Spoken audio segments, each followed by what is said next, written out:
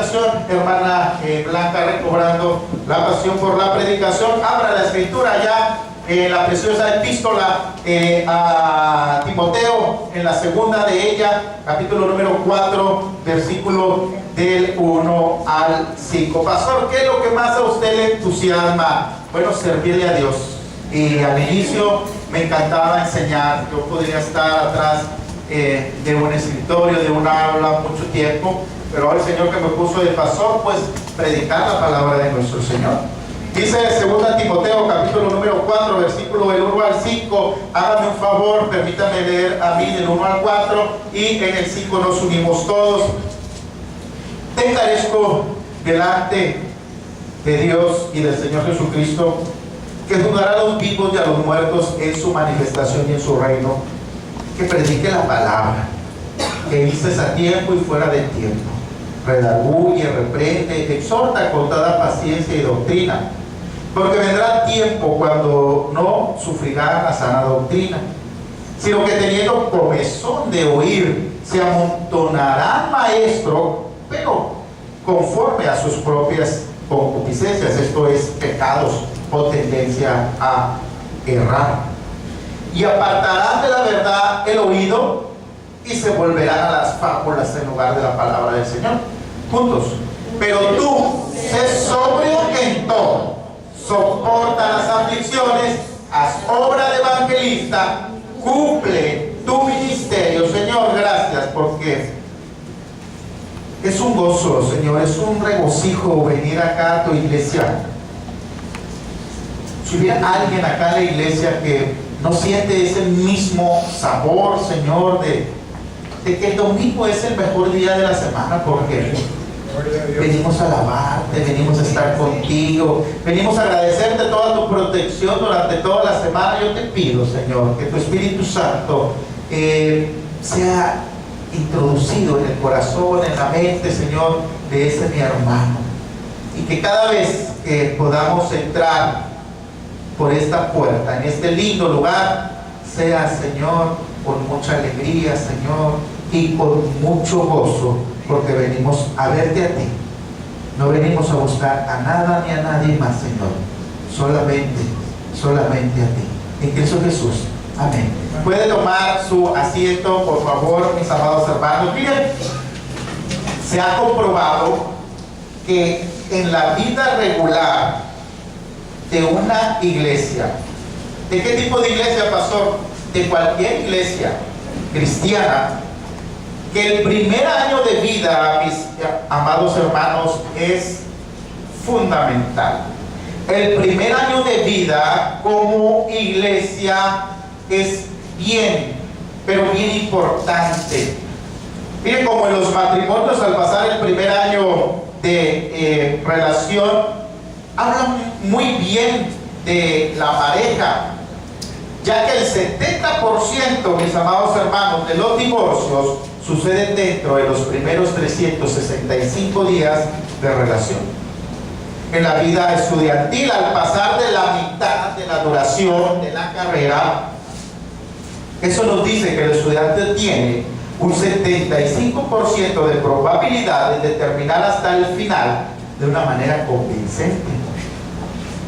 Me recuerdo, hermanos, que en mis años de estudio en el seminario, cuando los maestros nos decían y nos recordaban sobre la importancia de ese primer año, hermanos, casi llegaban al grado de asustarnos, y muchos comentábamos, pues entre nosotros, ¿no?, como compañeros, como alumnos, los planes de resistencia que nosotros presentaríamos al enemigo. ¿Para qué? Pues para poder vencer y alejarnos de una caída prematura de las iglesias que quizá el Señor en un futuro nos daría a cada uno de nosotros. Recuerdo que en la clase de teología sistemática, que dicho sea de paso, me encantaba, porque era de todas las que impartía el pastor, la que a mí más me gustaba.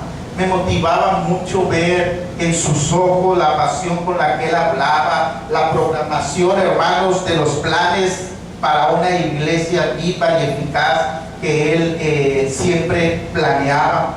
en donde verdaderamente el tiempo podía volar, el tiempo podía caminar, detenerse. No nos importaba, hermanos, porque lo más mínimo lo que el tiempo hiciera, porque nosotros lo sacábamos de la ecuación para determinar el tiempo en que nosotros íbamos a terminar de soñar, porque Él es igual de soñador que su pastor, de lo que pudiera ser una iglesia en un futuro inmediato, que el Señor nos pudiera bendecir, no a mí, porque en ese momento no hablábamos todavía de que yo fuera un pastor o que me fuera a retirar de Él, sino en general a todos nuestros estudiantes del seminario. Y bueno, recordando esto, decía el pastor ayer: mira, Lázaro, cómo va Jerusalén. Ayer estuvimos allá en Jericó. Le digo: va bien, pastor, pero se absorbe, sí demanda tiempo.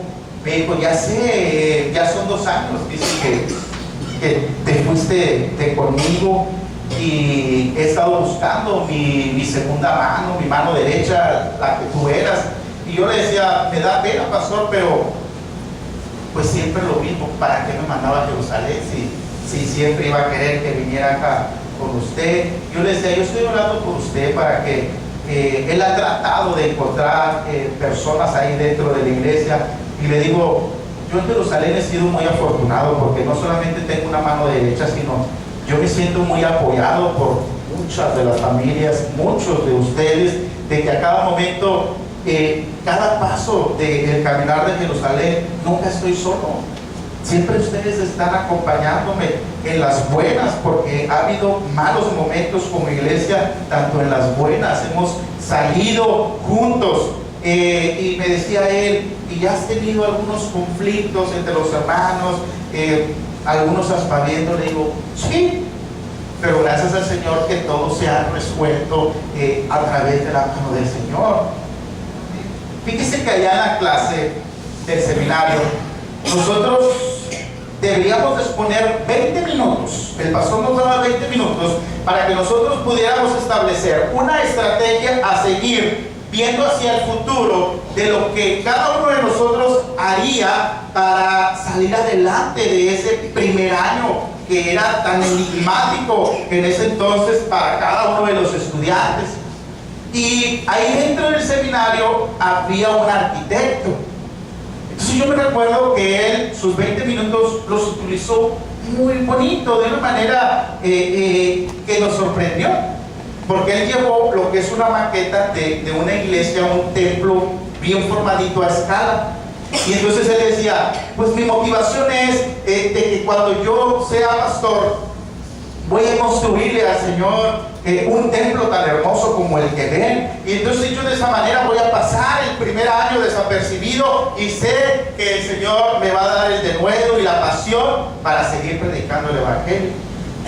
Y entonces, como había mujeres, me recuerdo que una de ellas pasó y dijo: bueno, mi estrategia, mi herramienta a seguir va a ser de que yo, como sé cocinar muy bien dentro de la iglesia, voy a hacer un comedor de amor para alimentar a todas aquellas personas que no tienen en dónde hacerlo.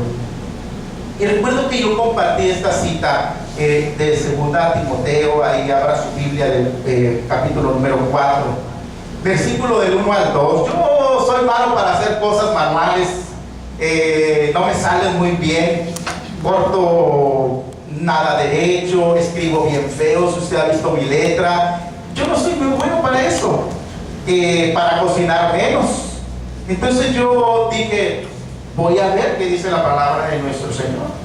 Y me recuerdo que yo compartí esto que Dios puso en mi corazón en 2 Timoteo capítulo número 4, versículo del 1 al 2.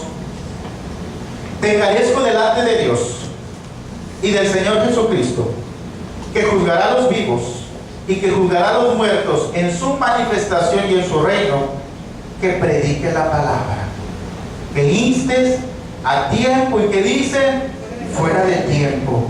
Quiere decir cuando hace calor, cuando hace frío, cuando tú estás bien anímicamente, cuando tú estás bien físicamente, cuando traes la cartera llena, cuando traes la cartera vacía, cuando traes la pesadez del sueño en tus ojos. A todo momento nosotros debemos de predicar predicar, redarguye y reprende, exhorta, pero con toda, que dice, paciencia y doctrina. Por eso usted ve que trato de tener paciencia en el crecimiento espiritual de cada uno de nuestros hermanos. Y cuando he tenido la necesidad de exhortar a alguien, no para regañarlo, no para abusar de cierta manera del poder que el Señor nos ha dado al liderazgo de la iglesia, sino para el bien de la persona y decirle: creo que tu actitud, tu forma de ser, tu forma inclusive de vestir no es la adecuada para un líder o para una persona que entra a un templo a alabar el nombre de nuestro Señor. Pero de lo que más me quedó grabado acá, hermanos, lo que Pablo recomienda, al mejor de todos los pastores que él forjó, que fue a Timoteo, al cual escribió 2 cartas, le decía la frecuencia con la cual debemos de predicar. Y él decía que sea a tiempo y que sea a destiempo. Después, hermano, del tiempo, yo veo que muchos de mis compañeros de seminario, y no solamente ellos, sino muchos pastores, en su primer año de vida como iglesia, se empiezan a verlo como que nada más como que una cerca que rebasar, sin tener cuidado de que lo que uno haga en el primer año de vida de la iglesia son la base y los cimientos que sostendrá al crecimiento de la iglesia que Dios puede dar en los próximos años. En Jerusalén hemos invertido mucho en cada uno de nuestros hermanos que han venido aquí. Y siempre yo les digo: va a llegar un momento en que vamos a crecer, que las sillas vacías ya no más van a estar. Pero mientras eso sucede, cada uno de nosotros debemos de crecer espiritualmente. Porque cuando nosotros crezcamos espiritualmente y en amor unos a otros, el crecimiento numérico, hermanos, se va a dar en automático. Ni siquiera lo tenemos que pedir, porque el Señor, ¿a dónde va a llevar a la gente a alimentarse de su palabra? Pues en donde exista el amor del cual Dios quiere que tengamos unos por otros.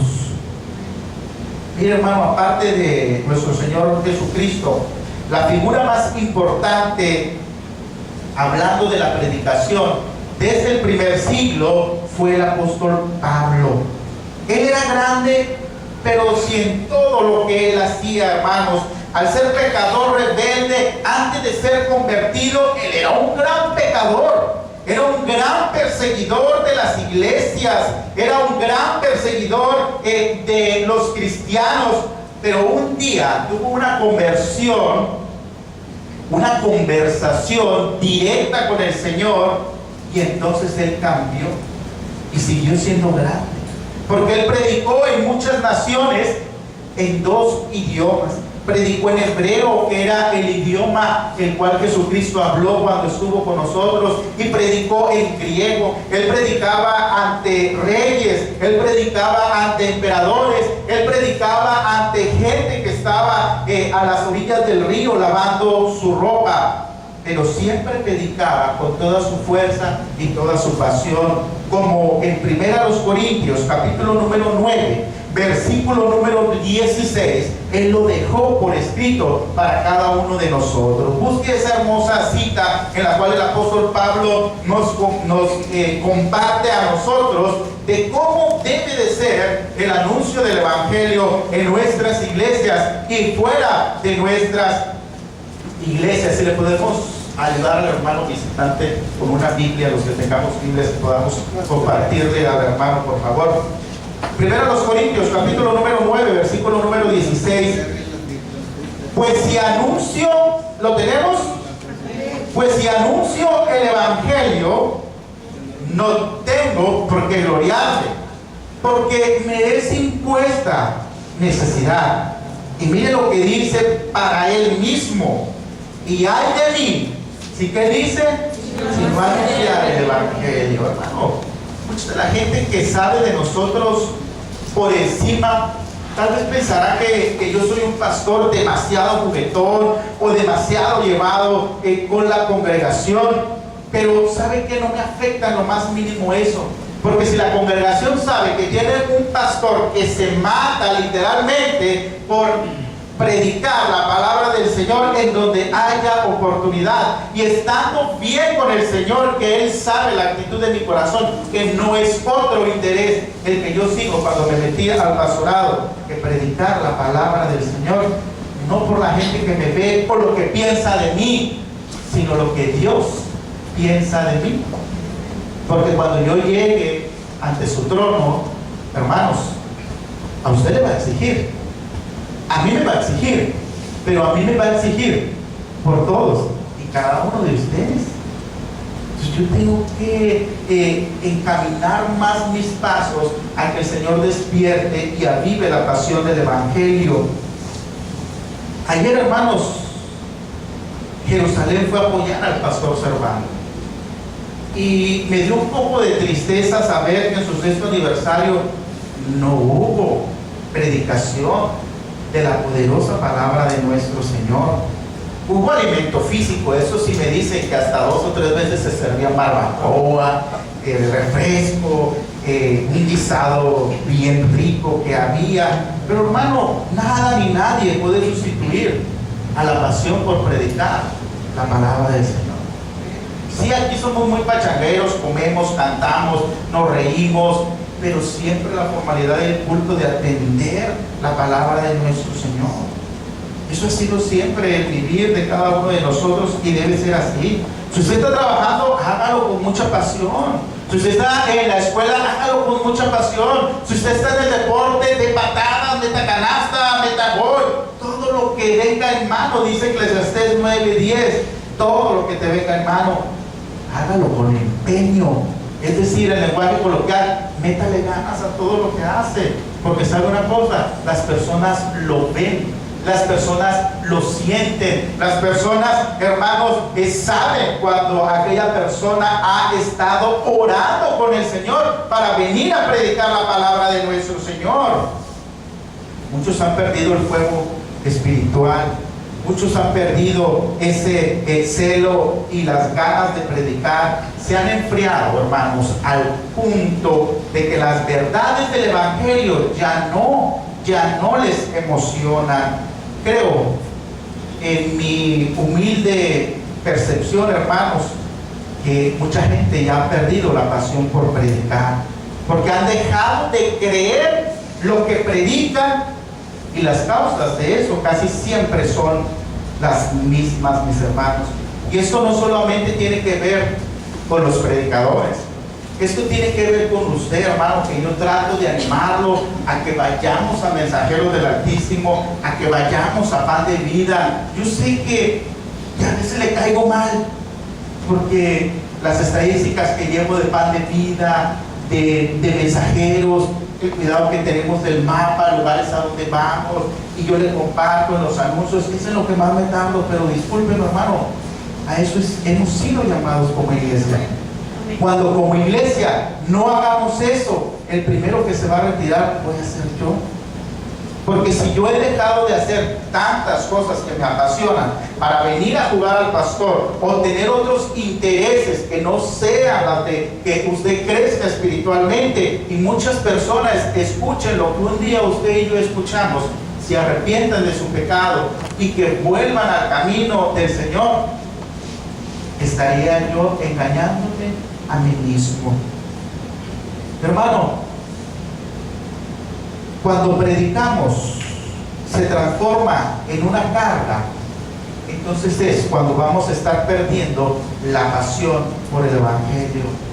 La falta de entusiasmo, hermanos, es una gran señal de que no vamos muy bien.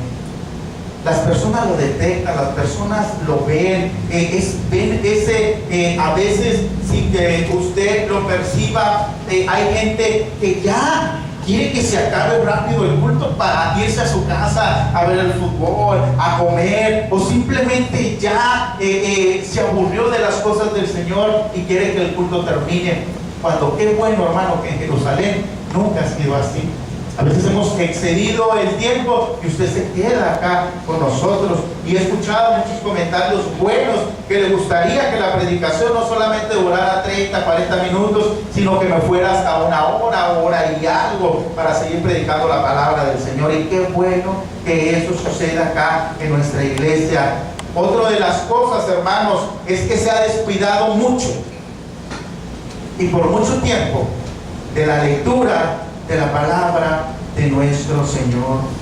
Hermano, la lectura de la Biblia, meditar en ella, nos va a nosotros a proporcionar esa frescura, esa inspiración, hermanos. Y miren, seremos los primeros de tener un lugar privilegiado de obtener el mensaje que Dios quiere que nosotros llevemos a la iglesia y que llevemos a la gente que no conoce de Él.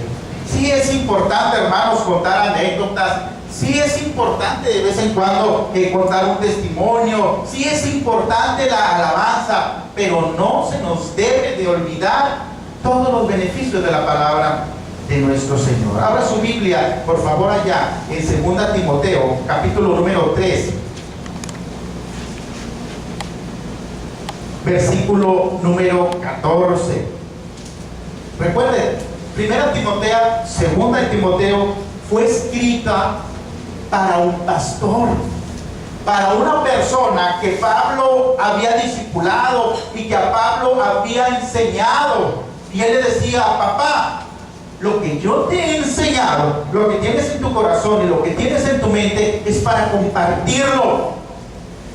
Seguramente que Timoteo le decía a Pablo: y no podría compartir, por ejemplo, esas experiencias de poner iglesias, esas alabanzas de cada uno de los 150 salmos que el rey David desde ese entonces cantaba y danzaba. Y Pablo decía: claro que puedes hacer eso. Como hoy mismo nosotros tenemos un tiempo de alabanza, un tiempo de compañerismo, pero sobre todo no se nos olvide los beneficios de la palabra del Señor. Pero tú persiste en lo que se ha aprendido y te persuadiste, sabiendo de quién has aprendido y que desde la niñez has sabido las sagradas escrituras, las cuales te pueden hacer sabio para la salvación por la fe que es en Cristo Jesús. Mire qué lindo esto. Toda la escritura es inspirada ¿por quién? ¿Y para qué sirve? Es útil para enseñar, para redarguir, para corregir, para instruir en justicia, a fin de que el hombre de Dios sea perfecto, enteramente preparado para toda buena obra. Se nos ha descuidado mucho y por mucho tiempo la lectura de la palabra de nuestro Señor.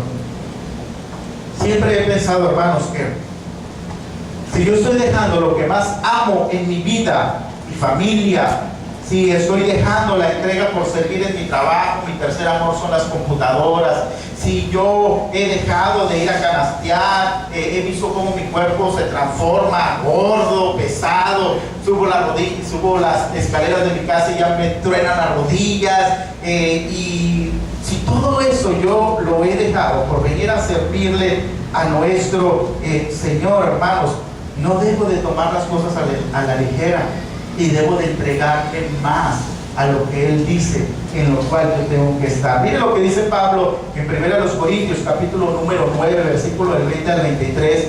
Siempre les digo, hermanos, no juguemos a la iglesia.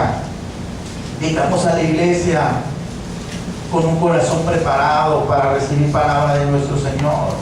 Vengamos a agradecerle. No vengamos a distraer a los demás con nuestra actitud, con nuestra forma de ser, hermano, porque nos puede ir mal.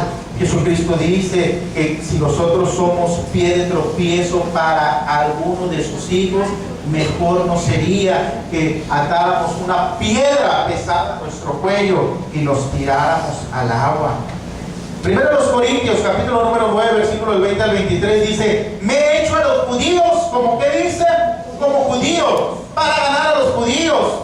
Cuando usted va y le habla a los jóvenes para predicar la palabra del Señor, viene y le dice: give me five, ¿y cómo has estado? ¿A quién le vas? para predicarle la hermosa palabra del Señor. Si es una persona grande, le damos buenos días, habla del clima, tal vez habla de los tiempos buenos que México tuvo, pero usted tiene que ser listo, hermano, y ver a su alrededor y poder comprender de qué manera tiene que expresar la palabra del Señor. A los que están sujetos a la ley, aunque yo no esté ya sujeto a la ley, como sujeto a la ley, para ganar a los que están sujetos a la ley. 21. A los que están sin ley, como si yo estuviera sin ley, no estando yo sin ley de Dios, sino bajo la ley de Cristo, para ganar a los que están sin ley. Y luego dice, me he hecho débil a los débiles. ¿Para qué? Para ganar a los débiles. A todos me he hecho de todo, para que de todos modos salve a algunos. Y esto hago por causa del Evangelio, para hacerme copartícipe de él. Pastor, a usted le gusta mucho viajar. No voy a viajar, voy a predicar la palabra de nuestro Señor. Yo ya viajaba antes de estar en las cosas del Señor. Lo digo y lo repito muchas veces. Yo no me metí a las cosas de Dios para vivir de ello. Yo me metí a las cosas de Dios porque amo lo que Él hizo por mí. Mire, hermano, hay un descuido o un abandono en la oración, por eso se pierde la pasión por la predicación. Yo no sé ahora los pastores por qué quieren que todo les sea fácil. Si a Jesucristo nada le fue fácil. Cuando Él estuvo hablando con su papá y Dios le dice, mira hijo, ¿qué crees? No sé, vas a ir a morir a la tierra. Dios nunca le dijo que iba a ser fácil. Muchos de nosotros pensamos de nuestra muerte y decimos, ojalá que nuestra muerte sea como esas muertes de personas que se duermen sin dolor y amanecen y sin dolor alguno están muertos. Pues sí, que fue ver una persona que está agonizando y poco a poco se va muriendo. Jesucristo bien pudo decirle a Dios, está bien, Señor, pero mira que no sea con dolor, que no lo pueda yo sentir. Y Dios le dijo, no, papá, vas a ir a la tierra y tú vas a ser 100% hombre y 100% Dios. Entonces voy a sentir cuando me entierren los clavos en mi cuerpo, sí. Voy a sentir el desprecio de la gente, sí. Voy a sentir hambre, sí. Hermano, ¿por qué queremos obtener cosas a lo fácil? Si desde los inicios Dios trabajó muchos días para hacer lo que es hoy este mundo. Tenemos que trabajar por obtener lo que nosotros queramos. Descuidamos la oración, descuidamos el pasar el tiempo con el Señor. Soy un pastor muy criticado porque dentro del seminario yo soy de las personas que más me tardo en elaborar un sermón. 6 horas, 8 horas, a veces hasta 10 horas, para media hora, 40 minutos que yo estoy aquí enfrente de usted. Y siempre les decía a mis compañeros que nunca faltan, ¿verdad?, que se burlen de uno. Me decía mi pastor, tú Lázaro, tranquilo, tú desarrolla tu tema como Dios a ti te dé entender y como Dios quiere darte y proveerte las habilidades. Y yo les decía lo mismo que les he dicho a ustedes, tal vez la mitad del tiempo es solamente pura oración con el Señor, pura plática con Él. Señor, ¿cómo ves este punto? No ponle negritas. Señor, ¿cómo ves esta imagen? Está muy oscura, no se va a ver en el proyector. Señor, ¿cómo ves este tipo de letra? Señor, ¿cómo ves esta alabanza? Señor, ¿cómo ves si ahora vamos a hacer esta actividad? Señor, ¿cómo ves si ahora le ponemos este nombre al sermón? O sea, es estar platicando con Él. Señor, ¿cómo ves tú?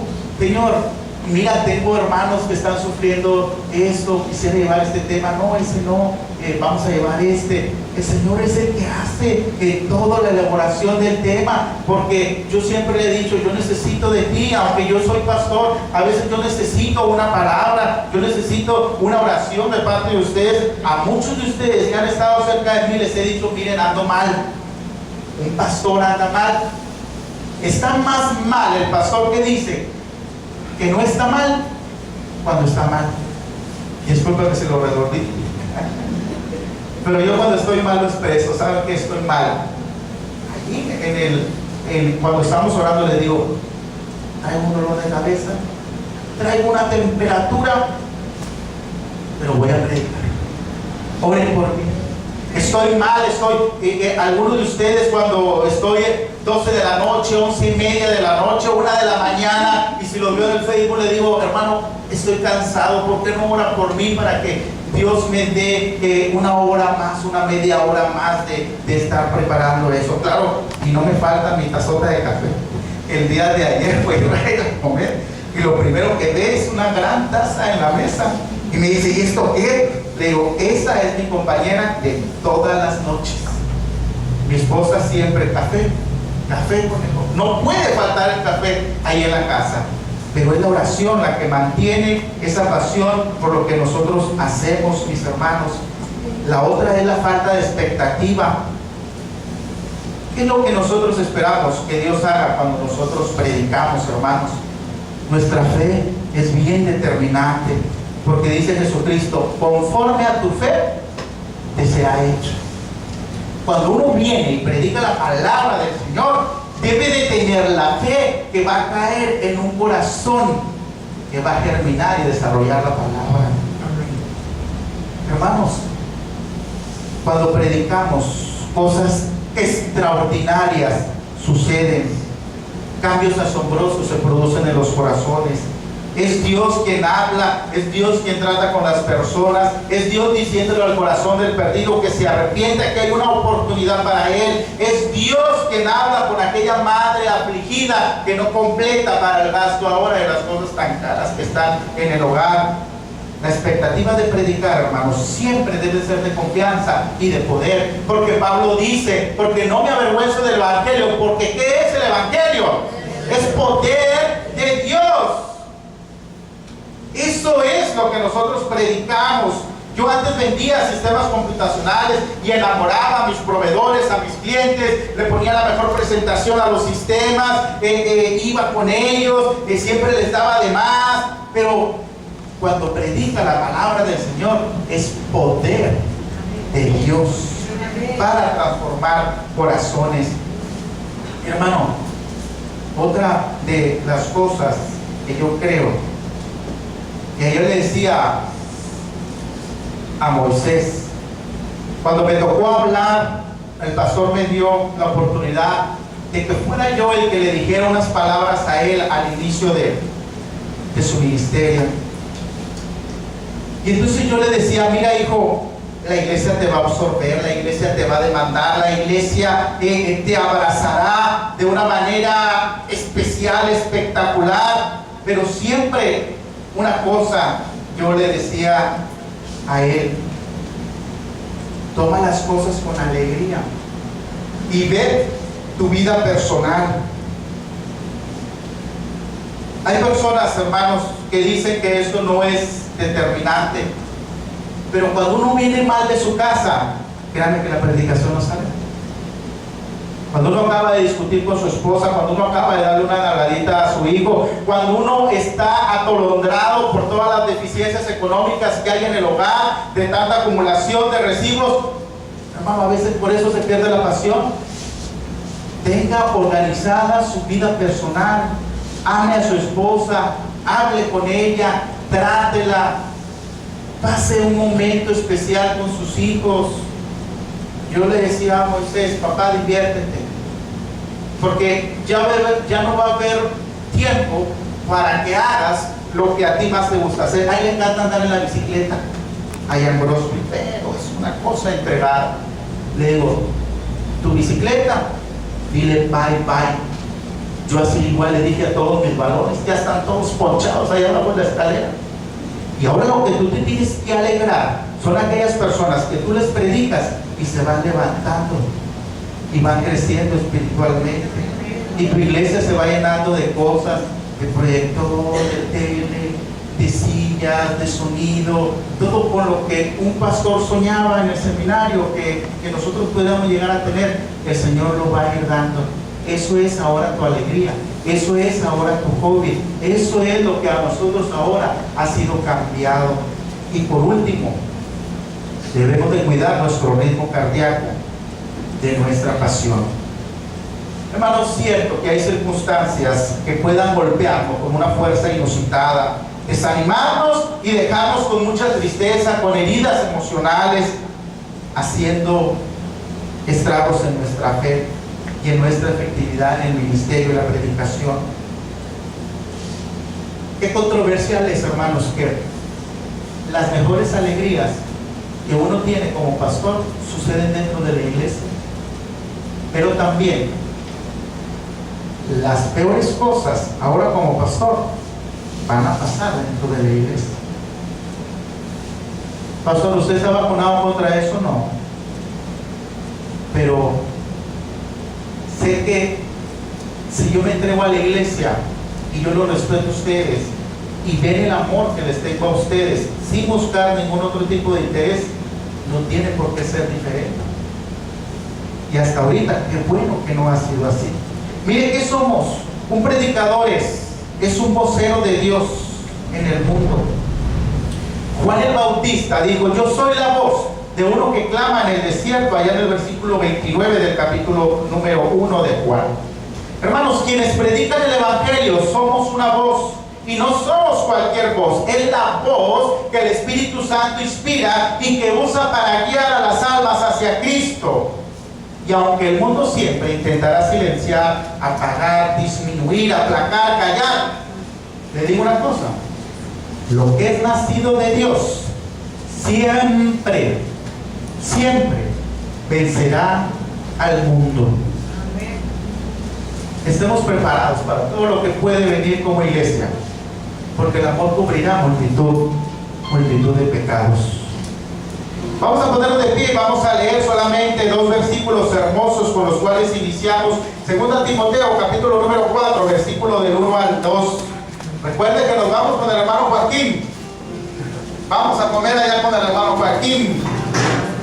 2 Timoteo, capítulo número 4, versículo del 1 al 2, dice la hermosa palabra de nuestro Señor: te encarezco delante de Dios y del Señor Jesucristo, que juzgará a los vivos y a los muertos en su manifestación y en su reino, que predique la palabra, que instes a tiempo y fuera de tiempo, redarguye, reprende, exhorta con toda paciencia y con toda doctrina. Señor, gracias, Padre, porque tú eres bueno para con nosotros. Mil disculpas, mil perdones, Señor, si en alguna vez como predicador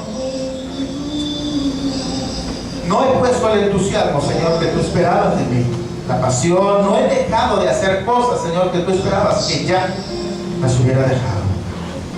Permite, Señor, que como hijos tuyos podamos entender que no hay, Señor, después de la salvación, otra cosa más importante para nuestra vida como cristianos que compartir, que predicar la palabra del Señor, con nuestro testimonio, con nuestra forma de ser, con nuestras actitudes, Señor, con nuestras acciones, con nuestras oraciones. Permite que Jerusalén vaya creciendo. Permite, Señor, que alrededor nuestro se pueda activar tu espíritu y que muchas almas puedan venir al conocimiento, Señor, de ti a través de nosotros y ser usados por ti.